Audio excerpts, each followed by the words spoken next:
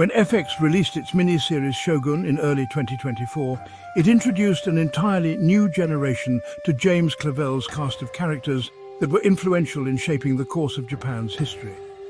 Each of his main characters was based on real-life figures of the time, most notably Yoshi Torunaga, who was based on Ieyasu Tokugawa, and his adversary Ishido Kazunari, who was based on Ishida Mitsunari. The book and the series captured the growing rift between these two, but ended before their legendary battle at Sekigahara.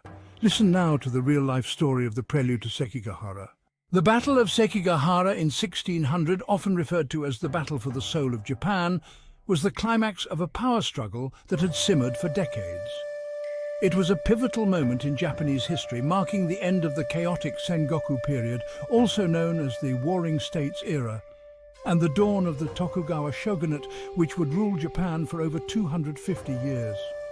To understand the events that led to Sekigahara, we need to examine the key figures, their motivations, and the web of alliances and betrayals that shaped this conflict. At the heart of the coming battle was the death of Toyotomi Hideyoshi in 1598. Hideyoshi, one of Japan's most brilliant and ruthless generals, had unified Japan after years of civil war following the death of Oda Nobunaga, his mentor, in 1582. Through diplomacy, conquest, and ruthless suppression of rivals, Hideyoshi had consolidated control over the country. However, unlike his predecessors, he failed to establish a strong succession plan. Hideyoshi's only son, Toyotomi Hideyori, was just 5 years old at the time of his father's death, too young to rule. Hideyoshi appointed a council of 5 powerful daimyo, or warlords, known as the Council of Regents, to oversee Japan until Hideyori came of age. Among the regents were 2 figures who would become central to the Sekigahara conflict: Tokugawa Ieyasu and Ishida Mitsunari. Tokugawa Ieyasu was a cunning and patient daimyo who had waited for years to make his move. A former ally of both Nobunaga and Hideyoshi, Ieyasu controlled the Kanto region and commanded a vast army. After Hideyoshi's death, Ieyasu quickly recognized the fragile nature of the Toyotomi clan's power and began maneuvering to take control. Ieyasu was known for his pragmatism and ability to form alliances, but he was also feared for his ambition. He believed that the Toyotomi rule could not last, and that Japan needed strong, centralized leadership, something he was prepared to provide.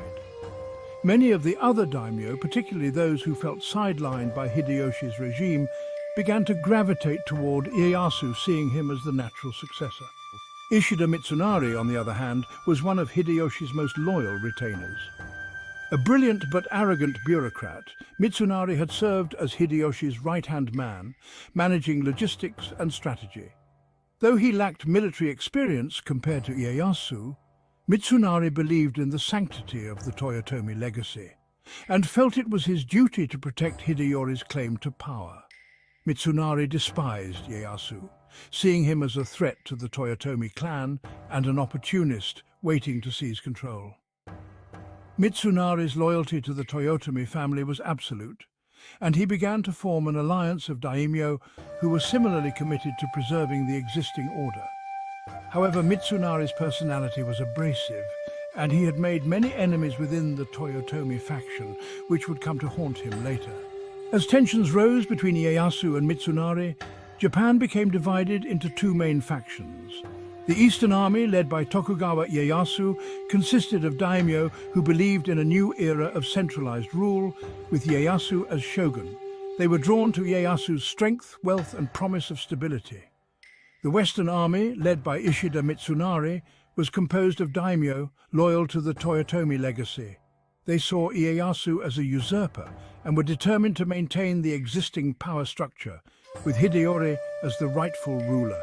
The period leading up to the Battle of Sekigahara was marked by intense diplomacy, scheming, and betrayal. Both Ieyasu and Mitsunari worked tirelessly to win over key daimyo to their sides. Ieyasu, ever the pragmatist, forged secret deals with powerful daimyo in Mitsunari's camp, sowing seeds of doubt and division within the Western Army. One of the most important figures in the lead-up to the battle was Kobayakawa Hideaki, a young and indecisive daimyo who had inherited his position through familial connections. Hideaki initially pledged loyalty to Mitsunari, but Ieyasu secretly convinced him to switch sides during the battle. This betrayal would prove decisive. Another crucial figure was Date Masamune, a fiercely independent daimyo from the north. While Masamune had long harbored ambitions of his own, he ultimately sided with Ieyasu, recognizing that the tide of history was shifting in favor of the Tokugawa clan. The final straw came when Ishida Mitsunari made a daring and ultimately doomed attempt to have Tokugawa Ieyasu assassinated. The plot failed, and Ieyasu used the event to his advantage, declaring Mitsunari a traitor to the Toyotomi clan and raising an army to crush him.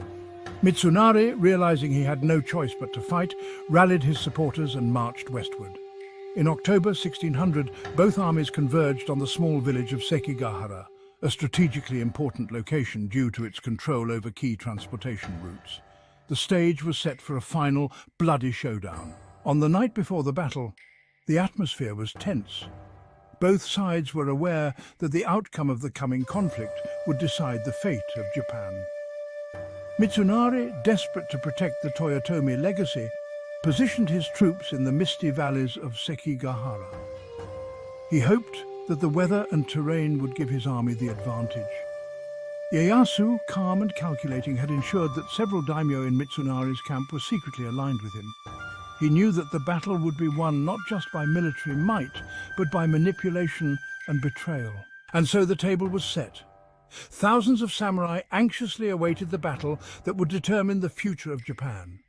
And within a short 6 hours, those that survived would come under the rule of the Tokugawa shogunate.